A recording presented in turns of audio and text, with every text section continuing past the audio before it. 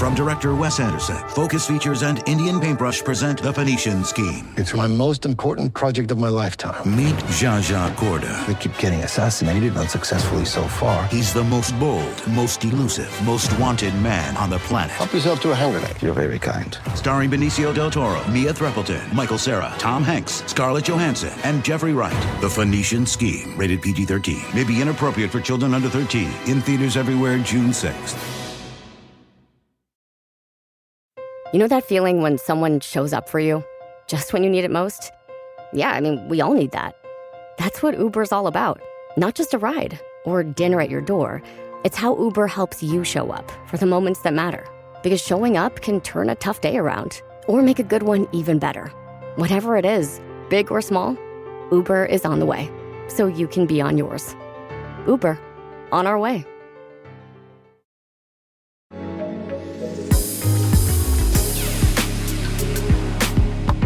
Hi. Oh, hi, Welcome everybody. Back to another episode of Who's the Bitch? I'm Kara Kling. I'm Jackie Zebrowski, and we are Wow. here to find out who that bitch is in your life today. Yes. We're coming at you the Wednesday. Exactly 7 days until Santa comes, shimmies his little ass down your chimney. 7 days. And it's the height of the holiday season. Hope you guys are listening to this while you're scrambling around and buying gifts, and hopefully you're not hungover. I went to Christmas parties last weekend, and I was struggling yesterday. Oh, absolutely. And then my son threw up all over me.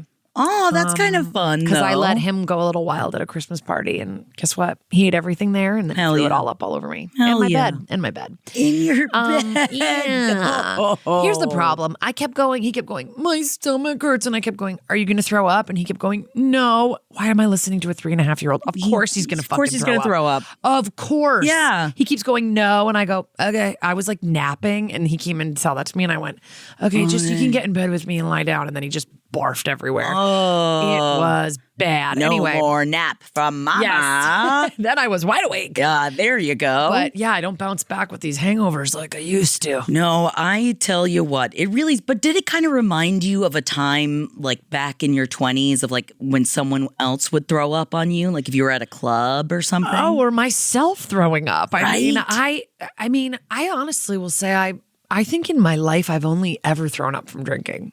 Wow. I don't think I've never, knock on wood, I've never had food poisoning. Wow.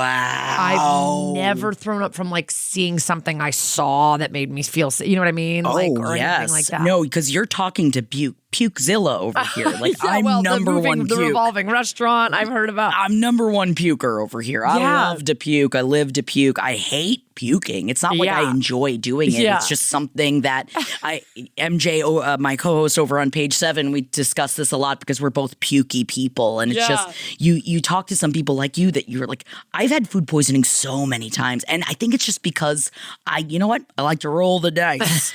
And that's on me. And I know that's on me. It's crazy that you're a puker and you do good put. It's crazy. If you don't listen to or know what this is, Jackie does a pudding-based show with her brother that just hearing about it makes me think maybe this will be the first time I puke not from alcohol because it seems like. And then that's a show that you do. You really push the envelope. You've got to, You take yourself out of your comfort zone, and I appreciate that about you. God, thank you. You're like, I'm probably going to throw up every week doing this show. Let's do it. Let's do it. I think it's good because it's building my constitution. You know, like I feel like I'm Calvin and Hobbes, and how every time his father would always tell him it builds character every time he was complaining about something he didn't want to do. And I say that to myself a lot. I'm like, I'm building character. Yes. I feel like I was building character in spades the other night, but I guess that sounds like I was doing something wrong and bad, but actually I was being very good because I went to a corporate holiday party last week. Yes, I went to the Spotify Wrapped party and I had so much fun at the party. Okay. And I got to see Kesha perform, and I was like 2 people away from her, and I swear she looked me right in the eyes multiple times. Oh my God. Because there's no way I could ever afford to like get that kind of a ticket. You know what I mean? Yeah. But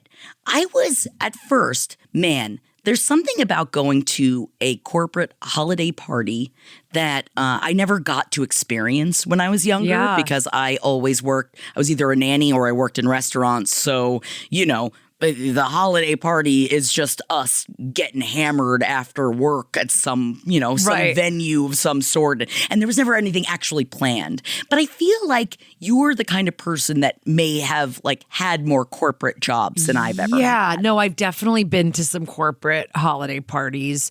The MTV holiday party. Ooh, I bet that was spicy. Always a spicy, hot fucking mess. But did you get to see people like making mistakes? Like that's what I want at a corporate holiday party. And don't get me wrong, I saw quite a few people making some mistakes. Yes. Spotify Wrapped. But that's because they were all drinking a bunch of blue drinks. And don't get me wrong, again, I'm also drinking the blue drinks.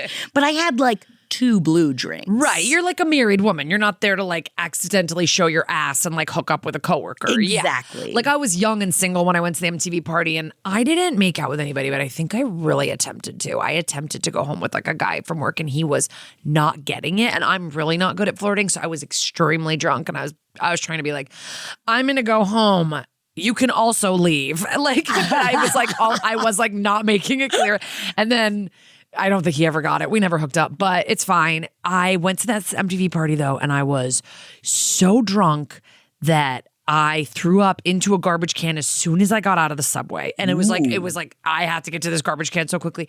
Then I got home to the apartment that I shared with my then boyfriend, now husband, and I went, don't look at me. I was like, don't look at me. I'm hideous. I literally said, I said, don't look at me because I had to go throw up more. And he was like coming in there to try to help me. And I go, get out of here. Leave me alone. Cause like, I'm always the one that's like helping when people are drunk. And so I was like, leave me alone. And and he talks about it all the time, how wasted I was when I came home from this party. But it was like open bar. Rihanna's We Found Love had just come out. So we were like, they played it like 3 times and all we did was bounce up and down. It was wild. I've been to like a bunch of others. I just went to like my other podcast is on a network and they had a holiday party, but it was very tame. It was like nothing like, that. And then I've been to other. Yeah, I've been to like last year. The memories flashing in front of your eyes. Last year, I actually got to go to the World of Wonder holiday party, which is Who Makes Drag Race. They didn't actually invite me, but how'd you get in? I went with a friend who brought me as his date. Gotcha. But like then I knew everybody there because I worked on the show a while ago, and then actually I started writing for the show again. So it was kind of like good that I went. I kind of like. It was kind of like I just was like back in people's minds a little bit, and so I said hi to people, but that was cool. There were just some drag queens there. Like I wouldn't say many famous people beyond drag queens who are very famous, who I loved seeing and talking to. But I don't remember anybody doing anything that fucked up there. There is like, I will say, my days of corporate parties were like pre-Me Too. They were like pre this young age. Like that's surprising. When everybody was grabbing butts. Because like I talk to like 20-somethings now. When I meet 20-somethings now, and you guys can all correct me if I'm wrong, because maybe this is like literally just anecdotal but like multiple 20-somethings I've talked to lately are like, we don't really drink. We don't really get drunk. Younger people are not hooking up as much. No. They're not getting wasted.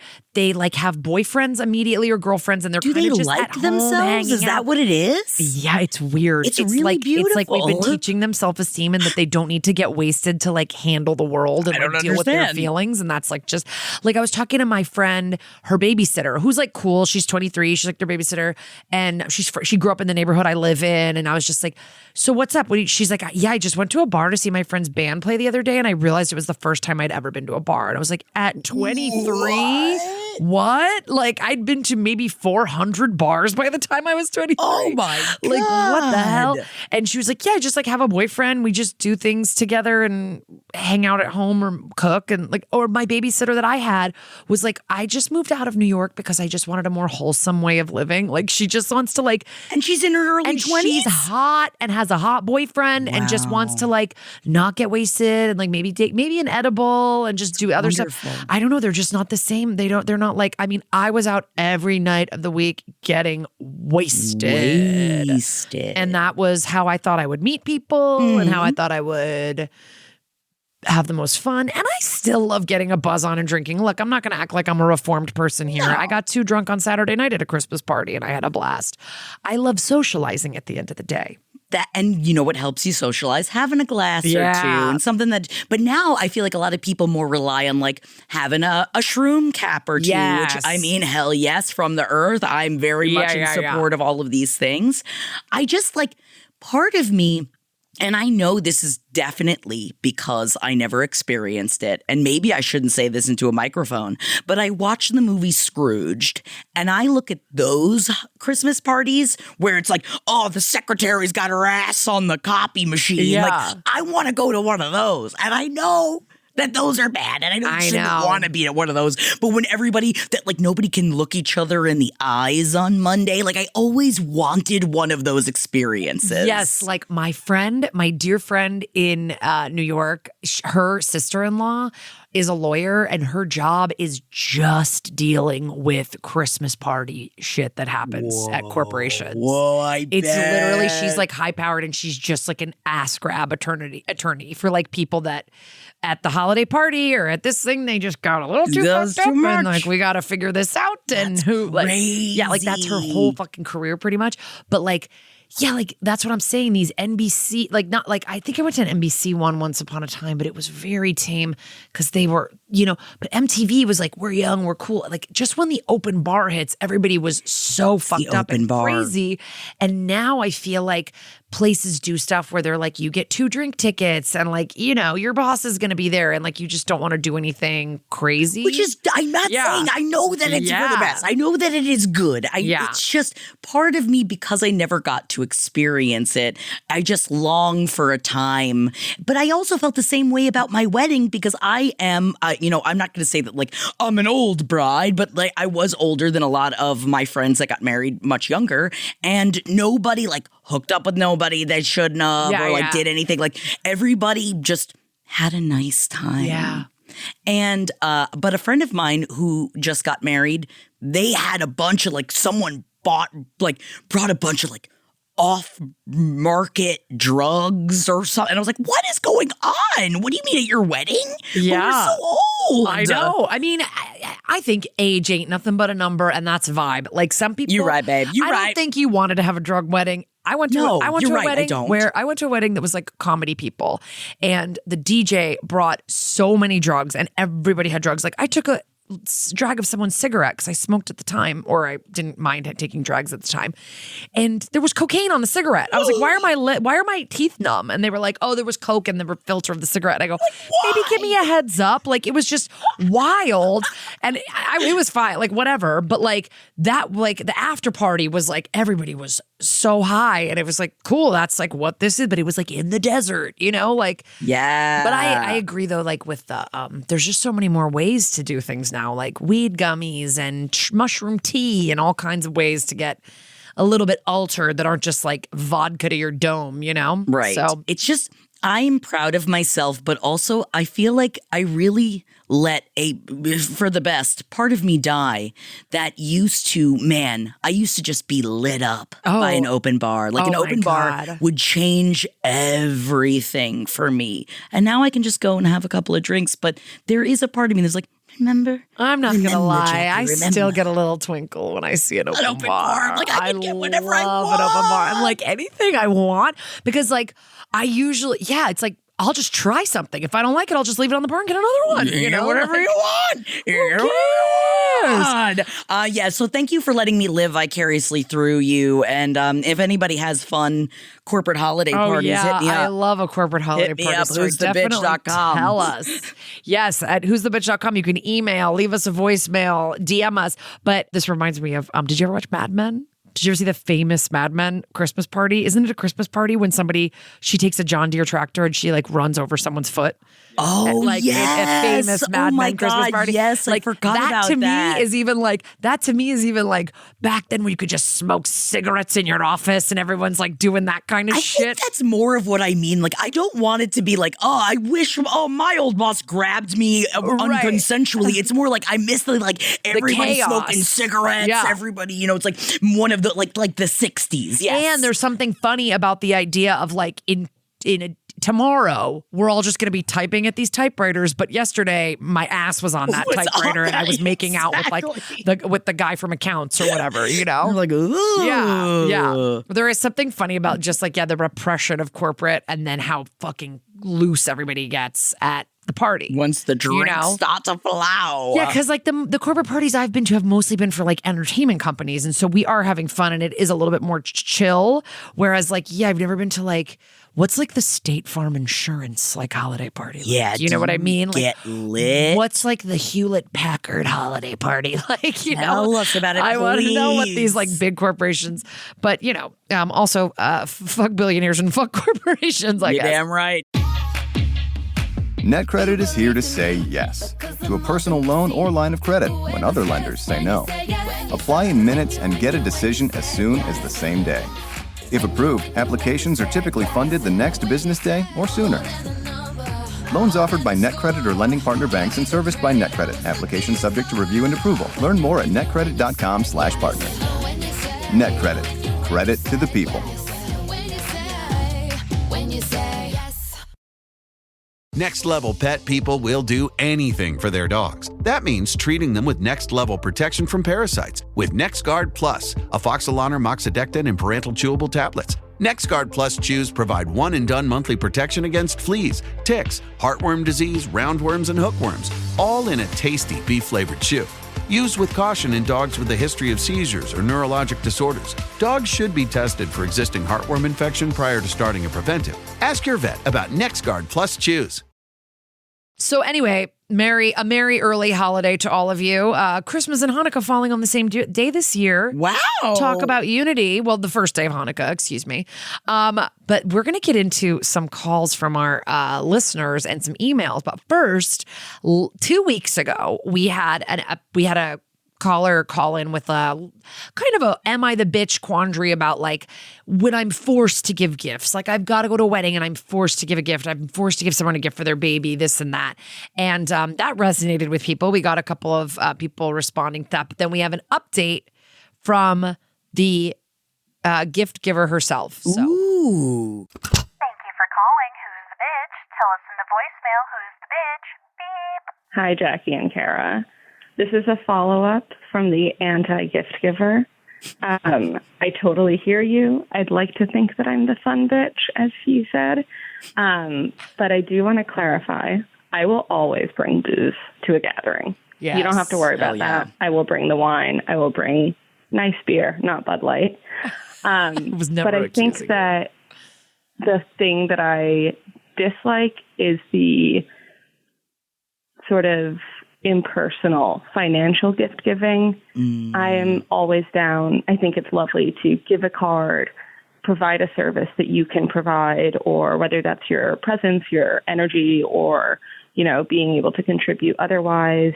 But I think that the thing I dislike is the assumption that someone can financially provide in the way that you are asking, like, specific items. Because I think it just puts people in an awkward position to, feeling badly that, like, I actually can't afford to help you with this, your honeymoon or anything like that. But I can afford to, help you organize an event or do something that's nice or bring, babysit for you later on or whatever. And I think it is also, I did want to do a follow-up because it's very timely because within the week of my call, a friend of mine is now pregnant. So I'm gonna give her all the service, the energy, the cards. But yeah, I guess I got my just desserts there. But I do love her and I will support her. But yeah, that's all. Thank you guys for all the advice and thank you for being the best bitches. Bye. Dude, fun. You're definitely the fun bitch. You don't even have to worry about if you're the fun bitch or not because you 100% are. Yeah, and I was definitely not saying you were bringing Bud Light. I was talking about my very specific friend who does that all the time. But, So anyway, just an update on that. I think I tend to agree with it, especially when it's, I just went to a birthday party this weekend, a kid's birthday party. Yeah. One of the only ones where I've gone to this girl's birthday party 3 years. This is the third year in a row.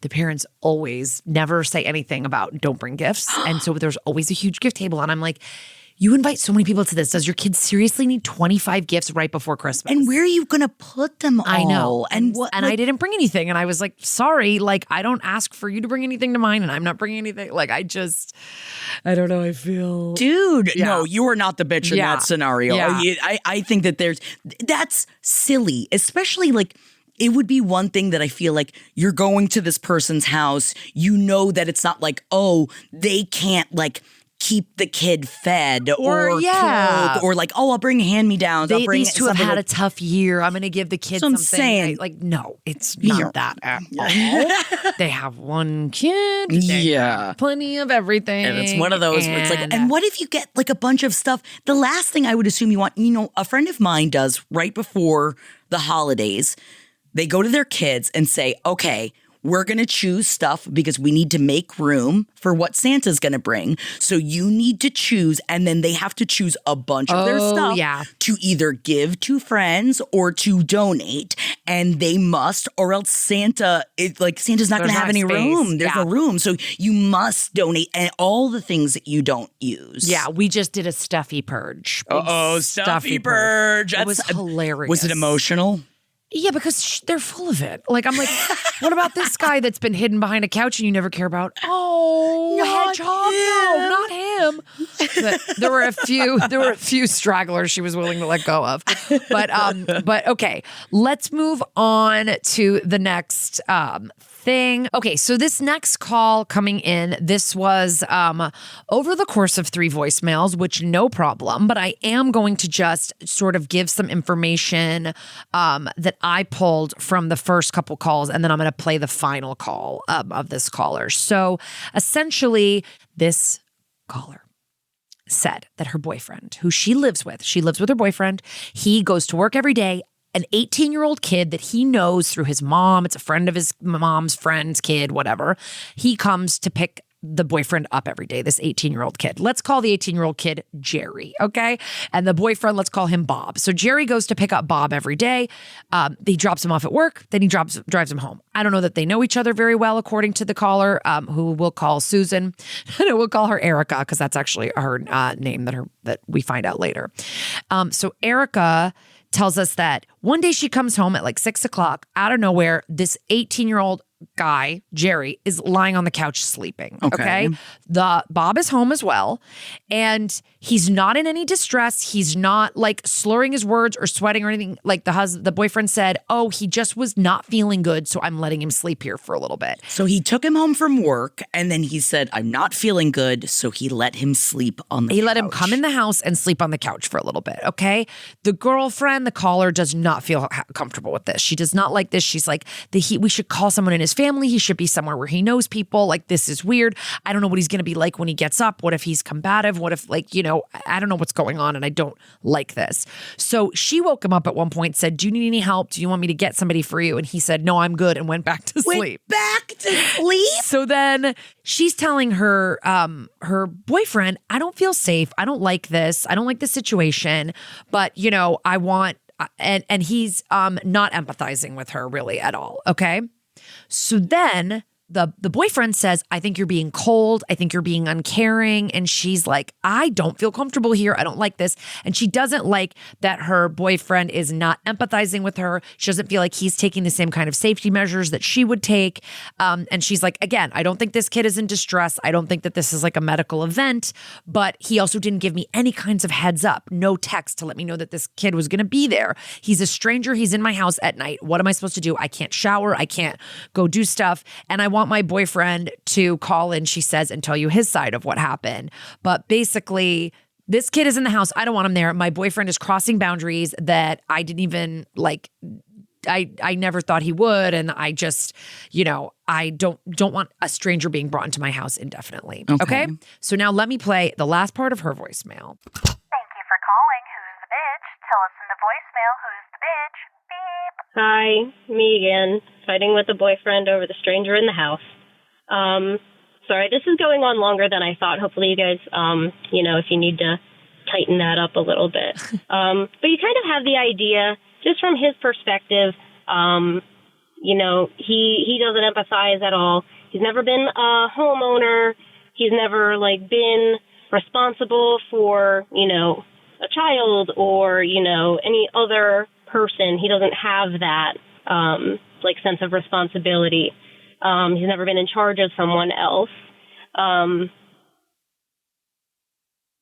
But it brought up concerns. I kept him. We're still together. But it definitely brought up concerns that he doesn't have good safety awareness, and he does not have good empathy for me. So like I said, hopefully he'll actually call in, leave you some perspective, and you guys can help us figure out who's the bitch, maybe put it to bed. Thank you so much for listening. All right. Thanks. Have a good one. Bye. Thank you. Okay, so now in a Who's the Bitch First, the boyfriend called in with his perspective. Oh. So we're going to listen to his as well. And the thing here to remember is that this happened last summer. So it's December now, and they're still kind of talking about this. So that's just something I wanted to... Thank you for calling Who's the Bitch. Tell us in the voicemail who's the bitch. Beep. Hi, so I think she already called, but here's the other side of the story. The person that called, her name is Erica. She called about, so I had this guy where he's a kid. He's 18. He was working for me. It was in the middle of summer. He wasn't feeling well. He was feeling so bad, and he looked so bad that I was afraid to have him drive home. He left, he slept most of the way home, and he met me at our house to go to work. And so I brought him inside after we got done working because he clearly wasn't feeling well, was afraid for him to drive back. And my girlfriend, Erica, who I think already left you a message, we lived together. And she was fucking pissed that I brought him inside. She was mad I brought him inside. She didn't want him to be in here at all. She wanted him to come inside at all, let alone stay until he felt better. And she insisted, not to his face, but to me, that I get him to leave, all that kind of thing. And keep in mind, I wasn't happy either that, I spend my evening watching this kid that clearly wasn't feeling well. But at the same time, he's a good kid, and I didn't really know what else to do. And so who's the bitch? Me for bringing him in the house until he felt better and was able to get himself home, or her for, being so fucking mad that I brought the fucking 18-year-old child in the house who, wasn't feeling well. And it is her house. I'll say that. But, yeah, fuck else. What am I supposed to do? All right. Okay, that's the sign-off from the boyfriend. All right. Okay. So... Can I just say out the gate that the way that you left the voicemail, as a person that has a partner, if you had said it like that, that would have just made me explode. And not that I'm saying you're wrong and how you said it. I'm just saying for me personally, I'd be like, oh yeah? Oh, that's what you thought? That's how you're taking how I feel about this? But I really appreciate it. It shows so much about this situation, hearing both sides of this story. Yes. Because ultimately, it's really... The thing that happened is not that big. It's not the thing that happened, the actual specifics of this event, like the kid and the sleeping, is not really what it's about. That's not what the problem. That's all. not what the problem is. Not here. really that. I will say, just looking at it right up front, you should have texted her and told her. By the way, little Jerry Joe is not feeling so good. I'm letting him come in the house for a few minutes just because I don't want him driving home like he's gonna barf. If that makes you uncomfortable, or whatever, I'm not even asking you to read her mind. Then if she says that makes me uncomfortable, take it from there. But at least to give her the heads up so she doesn't walk into a sleeping 18-year-old in her home. That's your home. It does matter that she owns it because there is a certain amount of liability that comes with owning a home. If this kid is having a drug overdose or something, that's a huge thing. But you both live there. Yeah, you both live there, and you made it sound like the kid was not in any kind of actual medical distress. So it was more completely about, this makes me uncomfortable. How do you react to that? This makes me uncomfortable. You didn't communicate with me about it. And it's also, I dare say, how he reacted to her feeling uncomfortable. Right. Because as someone that, what really stood out to me from what Erica was saying was the word of safety. And as someone that has a lot of trauma from my past, that when I feel unsafe in a situation, that is a huge red flag. I do not give a fuck what is going on if I feel unsafe, especially because I'm triggered from something that happened in my past, or there's a weird dude that she doesn't really know that's inside of her house, and maybe that brings up a bunch of other stuff, and like maybe it had nothing to do with necessarily literally that kid. It's just the fact that she felt unsafe and she didn't feel validated, and you weren't listening to her with her feeling unsafe. And I feel like that was a much bigger portion of this issue. And the fact that it's still an issue is because what if it was another situation where she felt unsafe? And not to say that like a man has to protect a woman, but it's just, I think in a partnership, you want to be in a relationship with a partner. If you say I'm unsafe, that they will drop anything. Like I feel unsafe, to be like, okay, how can we work to make this better so that you don't feel that way anymore? Yeah. But don't get me wrong, I have had plenty of partners in my life that, like, I'm a very sensitive person. So I needed a partner who was going to be as sensitive about my large emotions. That's what I needed. That's who I married. Yeah. But I didn't find him easily, you know, but I didn't realize how much I needed that. You know what I mean? Yes, totally. And boyfriend, Bob, as I've named you, Bob, I see where you're coming from. I'm always trying to help people. I mean, I one time let a kid who was bleeding at night. I'm 7 months pregnant at my house, just alone with another woman. I let this kid come into my, I didn't really let him in, but I let him up on my porch, and I called him an Uber home because I was like, and people were like, that could have been a gang thing. You don't know what that was. And I'm like, yeah, I don't know. My instinct is to try to help people. Him. So I understand why you did that. Yes. And so it's like, I'm not saying you're a dumbass for letting this guy in your house. No. Of course, you spend some amount of time with this person, going to and probably from get work a good every vibe day. from him. You get a fine vibe from him, and that's fine. You're like, oh, sleep it off for a couple hours. He's not kid. I hope feeling you're good. okay. You said yourself it was kind of a pain in your ass too, but you're trying to help someone. Yeah. Your intentions are not 100% of anything. You know what I mean? Like your intentions were good. What ended up happening was your partner felt a certain way, and you just said, you're just being crazy, or not being crazy, but you just said, I don't really get why you feel that way. And that's fine for you to not understand it. You just do have to listen and make your partner feel validated, because that's just going to translate to other stuff. Instacart is here to keep you on the couch this basketball season. With pre-game rituals and post-game interviews, it's hard to find time for everything else. Let Instacart handle your game day snacks or weekly restocks with delivery in as fast as 30 minutes. Because it's bad luck to be hungry on game day. Download the Instacart app today and enjoy $0 delivery fees on your first 3 orders. Service fees apply for 3 orders in 14 days. Excludes restaurants. And that's obviously the fact that this is still such a big issue. Yeah. These are much bigger issue. Like, Erica has a much bigger question for her and her safety, I imagine. And also coming down to the communication. Yeah. Because it's always communication. It really is. And it's coming down to the fact that, like, she's not feeling heard and you didn't tell her.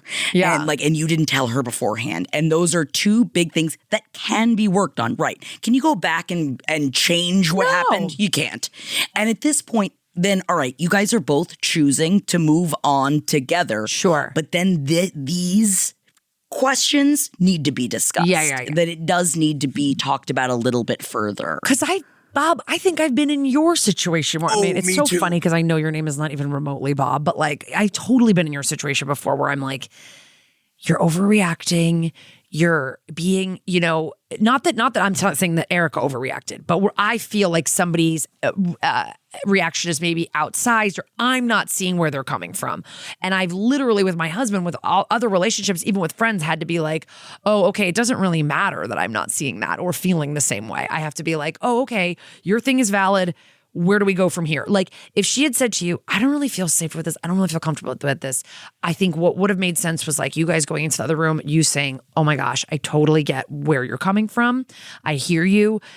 What do you think we should do? Or like, let's work together on this plan, you know, like so that you just both feel like you're working as a team. That's a huge thing. I was very reluctant to act as a team with my partner, my husband, when we first started dating. I was like, you're you and I'm me and I'm doing my thing. And even when we lived together, and he would always have to be like, we are a team. Right. You have to treat us like a team. And I'm like, yeah, you're like, I had to learn that. Yeah. Because it sounds like you're like, I don't have a problem with this guy being here.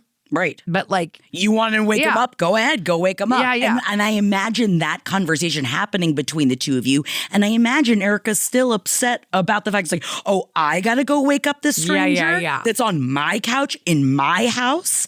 And I imagine a lot of ire came from that. And that is something that like, it should have been, you're so right, Kara, a team effort rather than just from her. Because you don't necessarily have to agree with her perspective, but if someone says they feel uncomfortable in a situation or someone is making them feel uncomfortable, you can't tell them that they don't feel uncomfortable. So obviously she did, and it could be for a myriad of reasons of why she was feeling uncomfortable. Totally. But I also do understand where Bob is coming from, because it really is. I'm like, but it's this guy. Yeah, it'll be fine. It's fine. Yeah. I don't get a bad vibe, but you know what I dare say? Bitchless crime.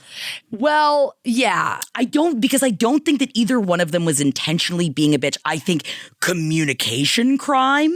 Yeah. I think invalidation crime, but I don't think that either, because like, think about it. Bob was like doing a good thing, and she didn't want a stranger in her house. Yes, you're both valid in both of those, in your intentions. And I just think that, Bob, you need to just, I think we've made ourselves clear. Like, you just need to be a little bit more like, just listen. All men need to learn a little bit more about listening and accepting people's feelings, even if they feel like something you cannot relate to or you think are outsized or overdone or whatever. You just have to listen and you have to accept people's feelings. It's also very, I don't want to say that it's silly to think, but it's like, Bob, you've never lived inside, I'm assuming you've never lived inside or as inside of a woman's body or presented as a woman. I'm assuming if you don't understand this feeling. Yeah. And it's something that I discussed, not that I'm saying that men can't feel that way. I'm not saying that at all. I'm just saying I can speak from my perspective as a woman that there are often times when I'm talking to my husband where he's like, oh, I didn't even realize that situation would make you uncomfortable, because he's never lived a life the way that I live. And he's never been put into situations where I was, physically intimidated, where I, because he's 6'4". Yeah. And we just have a very different perspective from life just because we live life in very different bodies. Totally. And even me, I got into a situation with a girlfriend who I work with also, where we were at a show and a guy was acting strangely, and I thought that he had like special needs or something. And so I was like, oh, just like leave it alone. Forget about it. But she was like, no, he's drunk and acting like an asshole. And she was correct. And I was wrong. Whoa. And I think she felt like I was not validating her feelings, but I really was just like, oh no, that's just not what I was perceiving. Right. And once we figured it out and she was correct and he was actually wasted and acting kind of dangerously, I was like, I had to realize later, she had to point it out to me and be like, sort of felt like you were invalidating my feelings there. And I was like, I'm so sorry. Sorry. Truly wasn't my intent. I was perceiving something differently. So, and that's two women. So, it happens. You're right. It just happens, but in all kinds of relationships, just like trying to empathize. And like, I think that she said empathy like many, many times in her message. So just like working on your empathy with your partner. But thank you both for taking the time to providing both of your aspects. I think that you're taking an amazing step towards empathy just by your partner saying, why don't you call in this fucking podcast I listened to and give them your perspective. And then you did it. And you did it. And I appreciate thank you. that. Thank you both for doing that, because it did give so much more context when Bob called in. And I feel like that it made a lot more sense of like, you didn't get that vibe off this guy at all. And I understand, my husband constantly says the phrase, if a friend needs help, you help them. And like that is, and sometimes I'm like, yeah, I know. If a friend needs help, yeah. Sometimes you don't wanna. But anyway, I know we've got more calls. Yeah, to well, get we to. have a couple good emails actually. If you want to read the first one. You got it. I'm a December baby on the 28th. Shout out birthday twin Holden McNeely. And since I can remember, I've never had a birthday celebration on my actual birthday. It's always been a week before, a week after. The worst is on Christmas Day. Kind of the vibe of, it's both the same presents, but different wrapping paper. Family has never made it a point to separate the two. It's always been at the convenience of everyone else, which I understand. But would it be fair to ask for that just one day? Like, we're all adults now, and they had a whole year to prepare or ask for that day off. I'm also turning 30, so maybe I'm just making this a bigger deal than it actually is, but it's nice to feel important and appreciated, and I feel you, babe. I'm sorry. That is the subject matter was, am I a bitch or just want the attention? And I will say, you're not a bitch. No. And you're also, not a little Christmas bitch. No. Listen, you've spent your entire life, you spent 29 birthdays with competing with Santa and Jesus and everyone else. And now you just want to have this day be your day. I would say, I hope you've made that extremely clear. Like, and said this year, this is really what I want. And if they're not giving that to you, then your family's being a bitch. That's the thing. Because your birthday's the 28th. It's not like it's the 25th and people are like, nothing's open. What are we going to do? Or like, what are we, like it's the 28th. So many people have off that week too. And I'm not saying everybody does, but you could or it is the week that a lot of people understand that like, oh, if you got to cut out of work a little early so you can go make this dinner thing.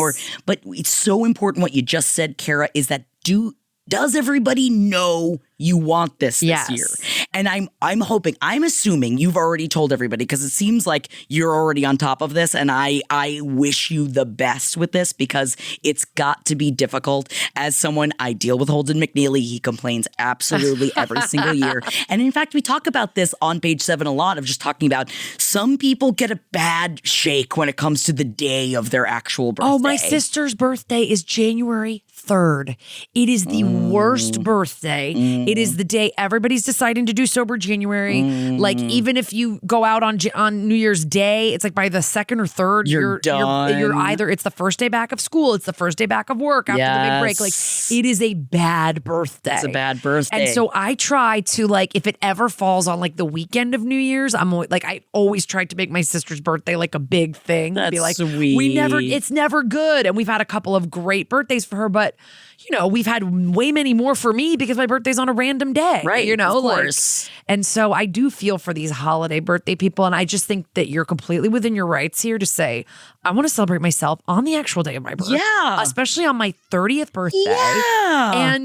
And everybody come correct, get with it. Let's do it. But just make sure you've communicated that. But that's the thing, because that's why I don't want you to feel the fact that you wrote in to ask if you're a bitch or if you like for wanting attention, which no, not whatsoever. But I don't want you to feel like you're being a bitch for asking for what you actually want for your birthday, because you're not. So in fact, everyone around you would rather you actually ask. And I'm saying this for every person that is giving or receiving gifts over these next couple of weeks. I'm just letting you know it is so much easier to communicate what you want, so you will not be disappointed. That's life lesson, though. Yes. I say that to people all the time. I go, ask for what you want. I'm not trying to, I'm probably paraphrasing from fucking Glennon Doyle or somebody else, but it's literally. Oh, are you Untamed as well? No, I don't even read that stuff. But you know what I mean? Like, I'm sure that's someone else's mantra. I'm just saying, like, if you want to be like people, for example, like I'm a comedian. I've run comedy shows for 15 years or more. People will be like, they will not ask for a spot on my show, and they'll just wait for me to ask them and be silently pissed off that I've never asked them. You gotta ask. And it's like, ask me for the thing that you want. If you are that obsessed with yourself that you think that everyone's thinking about you all the time, there's a lot of people in this world. People have a lot going on. Ask for what you want. What's the worst case? You don't get it, or you have to wait to get it. You have to ask for what you want. So I always I literally reached out to a friend who I helped. I wrote on a part of her TV show, and I said, in the spirit of asking for what you want, I'd love to audition for this part on the show, and and I did. You know what I mean? Great. So it's you have to just, even though you're scared, you're I don't want people to think I'm taking advantage or whatever. It's they ask for what you want. You're helping them. You Yes. really are, because they're also, your friends and family don't want to disappoint you. And they definitely don't want to disappoint you on your 30th birthday. So go out of your way to let everybody know. And you're not. This is the year. Yes. We're doing it on the 28th. Doing it on the baby. 28th. And happy birthday to you in 10 days. Dude, oh my God, you're in the 30s. It just gets better and better. Ooh, 30 is so fun. Ooh, it 30 just and gets better and fabulous. better. Oh. Okay, here is another email, and this has some juicy pieces to it. So let's get into it. You've got So I think I might have a situation where myself and the other party are the bitch. Long story. My brother, 22, male, married his girlfriend, 19, female, after getting pregnant. This girl is a see you next Tuesday. No one in my family likes her, but they all put up with her for the sake of peace. Okay. I am a Gemini with a loud mouth. So is my son.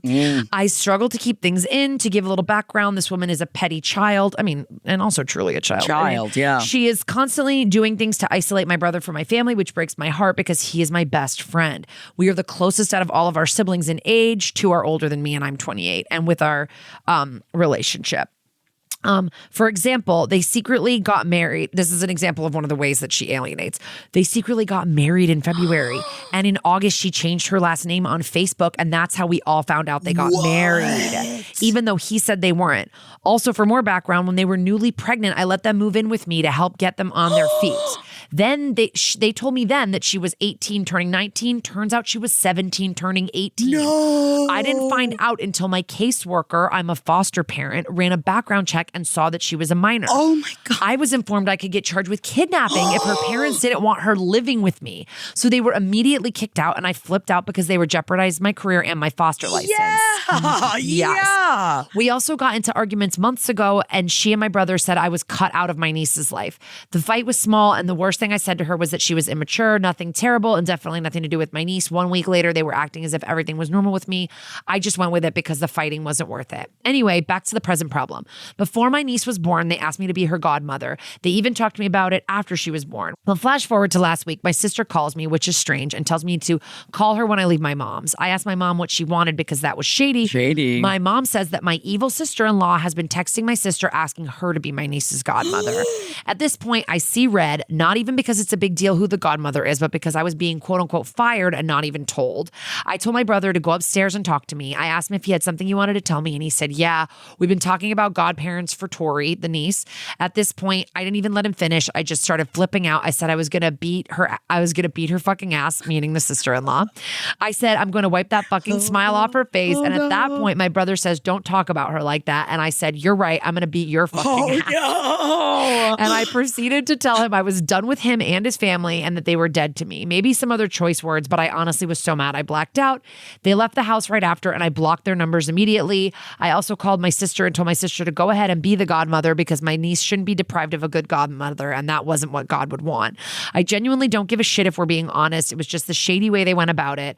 It was clearly a ploy to start a fight between me and my sister-in-law, my sister and brother, and I gave into it. We haven't talked since, and my feelings are extremely hurt. Like I said, my baby brother is my best friend. We are extremely close, and I have had his back through absolutely everything. I'm heartbroken that he is allowing/enabling some girl to ruin that. They are tearing my family apart, and my other siblings and parents agree with me and said that that's the last straw with her. So am I the bitch for flying off the handle? Love you ladies so much and excited for this new show. It's the collab I never knew I needed. Toodles, Casey. Casey girl. I feel this. This is fucking terrible. This is terrible. It sucks. But I will just so say. Sorry. I will just say, you said flash forward to last week. And I think we only got this message within the past couple of days. So it's not that old of a problem yet. Okay. Okay. Nobody's cut out yet. Like, this is just, everyone's going to just give everybody a second to settle down from this.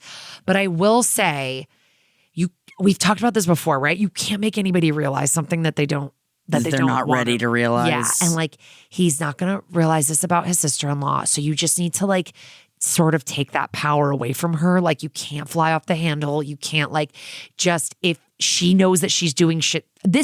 I think we see this so much, what men do to women. We see in heteronormative relationships. We see a lot of times men isolating women from their families in a way to be controlling.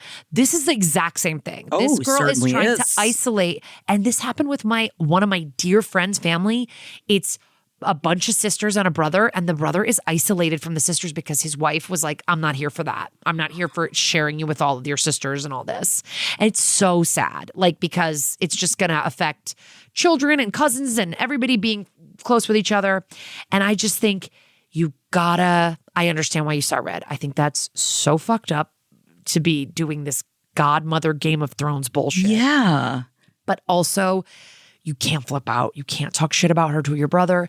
You have to just stay calm. I know it's so tough, but you have to like stay calm and just think about it in like a fucking Cersei Lannister way. Like, you're taking power away from her when you don't give in and don't add fuel to the fire. It's not even taking power. Oh yeah, it's not even taking power away from her. Yes, exactly. It's extinguishing it. Yes, it is sucking the air out of like what she has going on. Because when you flip out, you give her power. Yeah. You give her more of a see? Yeah. And you can't, this is when I know that, we shouldn't maybe do this, but, I believe in not only the killing with kindness, but also the rising above to such an extent of, you will never have a bad thing to say about me or how I react. But I need you to know, Casey, I'm usually the one that flips out in my family. Yes. So I see you. I want you to feel validated in what you did. Absolutely. Because I have canonically in my family been the one that flips the fuck out. Right. And you had your flip out, and I don't begrudge you that flip out. You're absolutely, this is crazy, the stuff she's doing. Yes. I mean, the thing about you losing your, I work with foster children. So I know how fucked that is that she put you in that position. And even if they didn't get it, I don't know. That's just they're building the beginning of their relationship with you guys on lies. So I hate all that. But yeah, if you can just literally, because I'm not going to say I'm a mind reader or a future reader, but I don't think your brother's going to be with this girl the rest of his life. No, but you also don't want to lose being in your niece's life. Or your brother's. So exactly. It is about, there's sometimes when I feel when a family member or a friend is going through a situation when you're oh, I don't agree with this, I don't agree with that. It's so easy to push a person away and be okay, I can't deal with this anymore. And don't get me wrong, there are times when boundaries need to be drawn, and I completely understand that. But sometimes the situation is more of a keeping your enemies closer, that I do feel that you can get so much further by listening to your brother's problems with his wife, listening and being there for him in a way so that it's not him that gets pushed away. It's her. You don't have to continue to have a relationship with her. It's specifically about your niece, and it's about your brother. And there might be years where you don't get to speak to your niece because of this. See you next Tuesday. And it's playing, I hate to say it's like playing the long game of okay, I'd rather her not talk to me for a little while for right now, which I'm assuming is what's happening right now. Yeah. And you both take your space and you circle back to a point where you shove all of your feelings down deep inside of you, and you say, I'm sorry that I did those things. Or maybe you don't have to apologize if you don't want to. I do think that you should. I don't think you should necessarily. At least to your brother. I don't think you need to apologize to the girl. No. I think you need to, because I'm talking about the conversation you had with your brother. I'm not really talking about anything with the girl. I think you need to take your brother aside. Guys, go to coffee, go get a drink, whatever. Talk to your brother, because what I was saying before is I don't know that they're going to be together forever, because whoever knows if anyone's ever going to be together forever. Right. You want him to be able to know that he has you if things are going badly. Yes. You don't want him to think, well, I burned that bridge, so I better go do heroin or whatever. You know what I mean? Yeah. I'm not saying that. What I'm saying is I don't want him to lose you as a resource and as a close one of you guys are so close. Yeah. I don't want you to lose that. So I think you should take him separately. Do not say a word to the sister-in-law. Say, I'm really sorry about how I reacted the other day. I didn't appreciate how you got your wife went about that, and I think we maybe got off on a bad foot. I want you to know that I'm putting my best foot forward right now, and I'm going to do the best I can to be to have a relationship with your wife, and I don't want us to lose our closeness, and that's that. And I want to be in Tori's life, and I think you just say that, and then I think you limit your interactions with the sister-in-law. Yes, you are there for your niece. You try to do stuff with your brother. If it's a family event, just go in fucking with your emotional guard up. And you're patting on whatever. I'm thinking clink football in there, players, outfits. Just go in there being this girl is 19. She's going to try to throw some shit at me and just literally water off a duck's back. Do not let her get to you. And also, I know that feels unfair, but I just think you have to think of the eye on the prize is preserving the relationship with your brother. And remembering the fact that she is 10 years younger than you are. And man, I was a nightmare when I was 19 years old. And I can't imagine if I had a child at 19 years old. Don't put it out of your mind that in 10 years she could be a different person. And maybe you guys will be friends. Maybe you'll be like, oh my God, remember what a bitch you were at the beginning? LOL. And look, I'm not saying that definitely has to happen. And it very well may not. Maybe she has a fundamental different worldview from you, and that's absolutely fine. Yes. But I just want you to preserve what's up with your brother, because it kind of sounds like he's letting her make a lot of these decisions, and And remember, he's going to need a lifeline. He's going to need someone that he actually can talk to, because I imagine if this bitch gets her way, she will slowly separate him from everyone, and he will have no one to lean on. Yeah. And what manipulators often do is they like doing that, because then he's got nowhere to turn to. Right. Don't let that happen. Yeah. Yeah. Let us know. Please. But I do think especially maybe before the holidays, just take your brother aside and be like, dude, sorry I flipped out. I said some stuff I didn't mean. You do not have to apologize to the sister-in-law. No. And I think just keep her out. Keep your distance. Jackie, will you read this last one? Because I think we have one more email that I think is kind of juicy. I would love to. You've got So this happened over 10 years ago now. I was engaged at 22 years old, which I didn't know at the time, but that was way too young and I wasn't ready.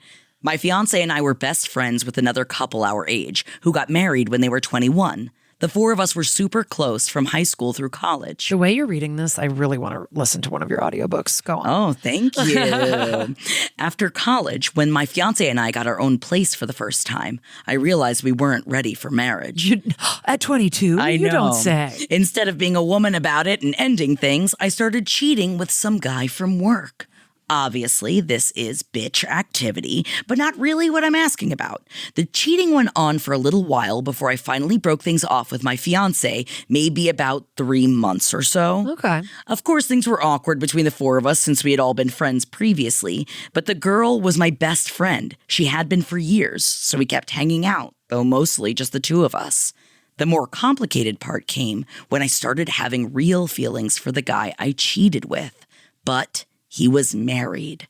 He kept telling me that he was only staying for the kids. He was going to end it. He loved me, blah, blah, blah. I now know this was bullshit, but at the time, I really believed him.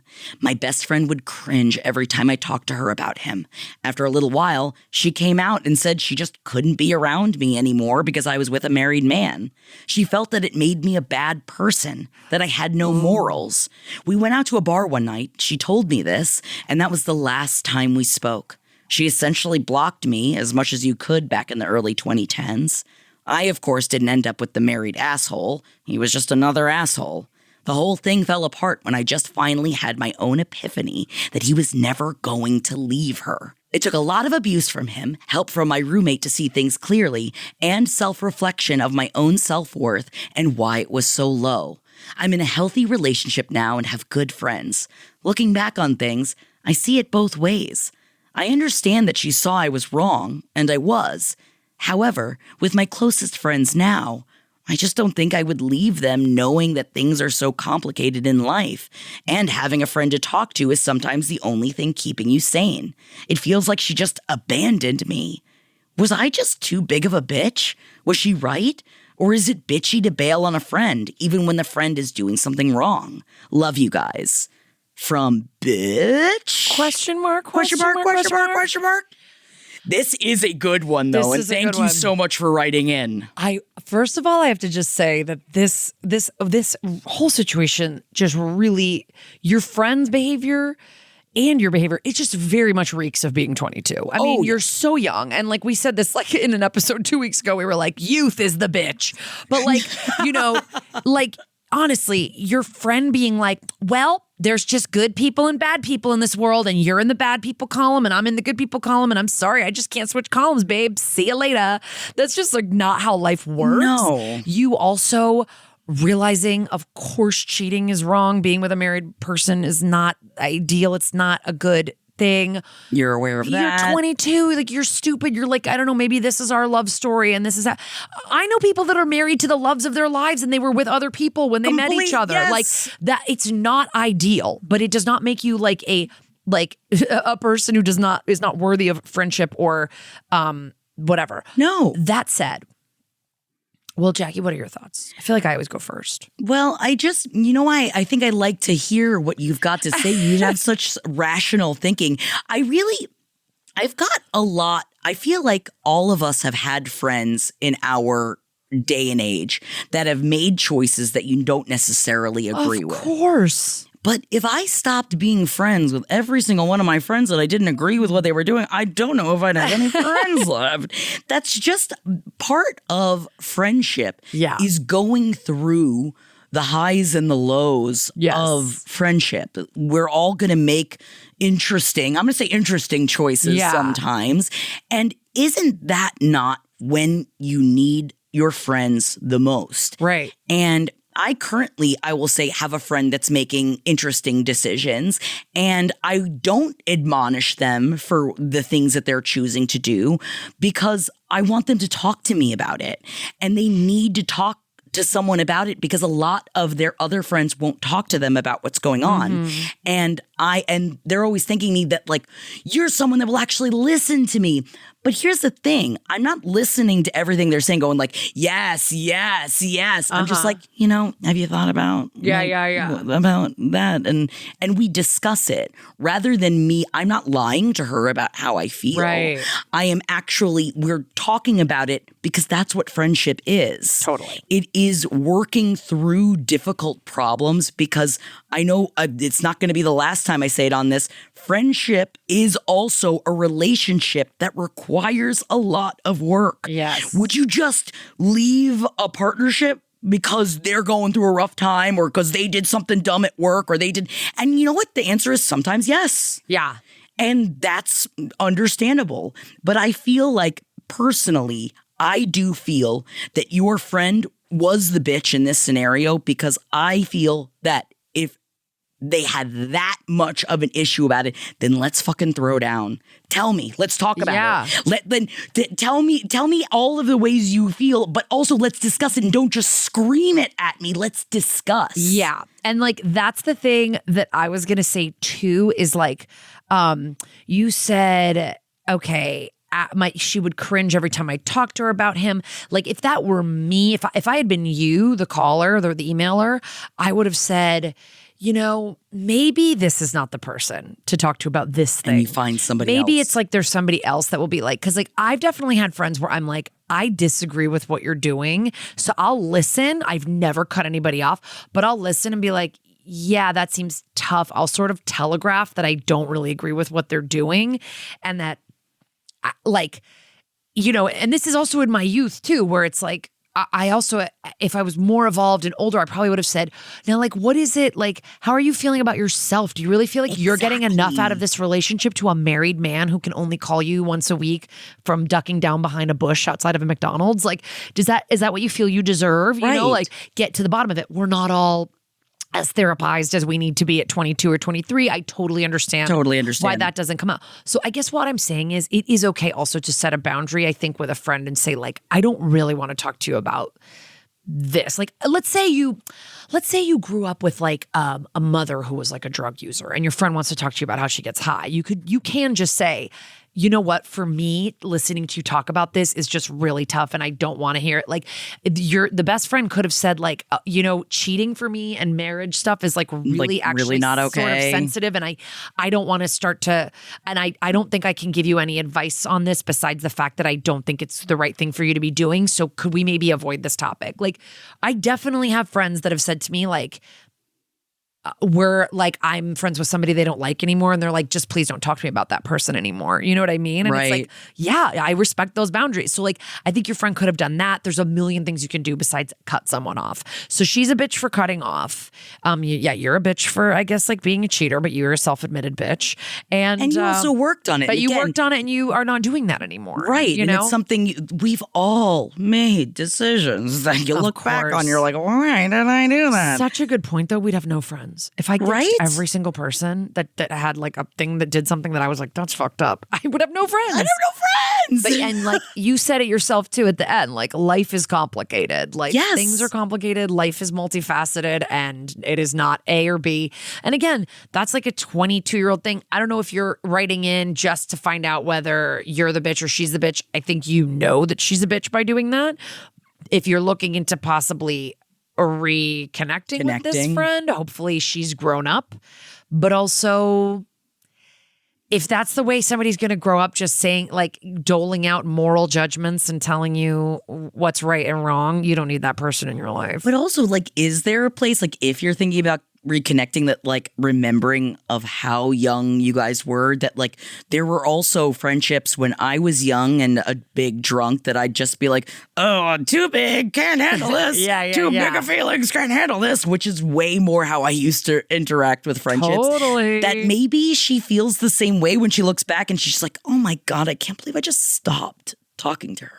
Yeah. Like, I can't believe I just cut her out. Like, I wonder if there is, and if you're curious about that. Because you couldn't deal with like the sort of layers of what this is, you know? This isn't just like you're making a bad decision and it's wrong and I don't want, like she didn't have the tools to help you as a friend at that time. Right. And so she decided to run away.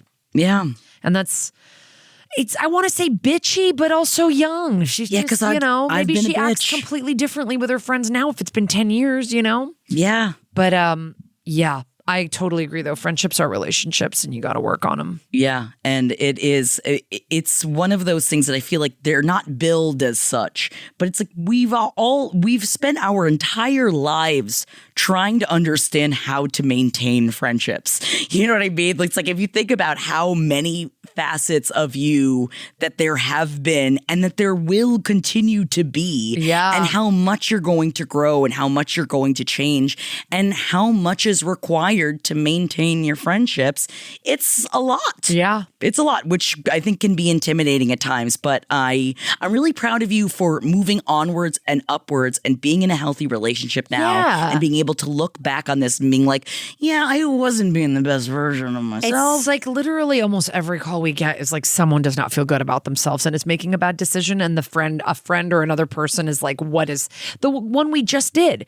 The brother is obviously not feeling good about himself if he's dating somebody who is like alienating him from his family and like ripping apart relationships from him that are important to him, you know? So Right. it's like everybody just has to self-evaluate. But it's interesting too. I love what you said, where you said, like, I finally got to a point where I did some self-reflection. And it's like what Jackie was saying before, like, you can't get anyone to do that until they do it. Exactly. So your friend, unfortunately, wasn't willing to wait it out for you to get there. And that sucks. But I think that's also, again, because she was 22. There also are just people like that in life who are like, I'm morally superior and I say yes and I say no and I don't like that person because she did this and that person, like, you know, and I don't want to be around those people. I don't think you do either. What are you, Santa Claus? Yeah. It's like, yeah, I don't need that shit in my life. Yeah. You put me on a naughty list? Get out of here. I'm fine with it. Fine with it. Put me on the naughty list. I'm with all my friends on the naughty list. Come at me, Santa. All right. We've got to wrap this up. But listen, this is not our last episode. We do have 2 more episodes coming out this year, right? Yes, we certainly do. We've got an episode coming out on Christmas and an episode coming out on New Year's. So those are both neither of those is going to be our usual live stream because of holiday office closures. But you will have new episodes those days. So please write in, call in, leave a voicemail or DM us your situation if there's something that comes up over Christmas or you've got New Year's resolutions, something you've been thinking about that you want to get done for the new year, but you're wondering if you've got some situation where maybe you were a bitch or something, you know, just call us, leave us a message because we're going to be doing a couple of more episodes for you before the end of the year. And don't forget to hit us up, who'sthebitch.com. We want to hear from you. And don't forget to like and subscribe on Apple and Spotify and wherever you're doing. Yeah, and leave us a little review if you wouldn't mind. It helps for on. people to know that it's a good podcast if they hear you saying that. Yeah, you like so it. please. And we love you guys. And I hope you're getting through the holidays as bitchless as possible.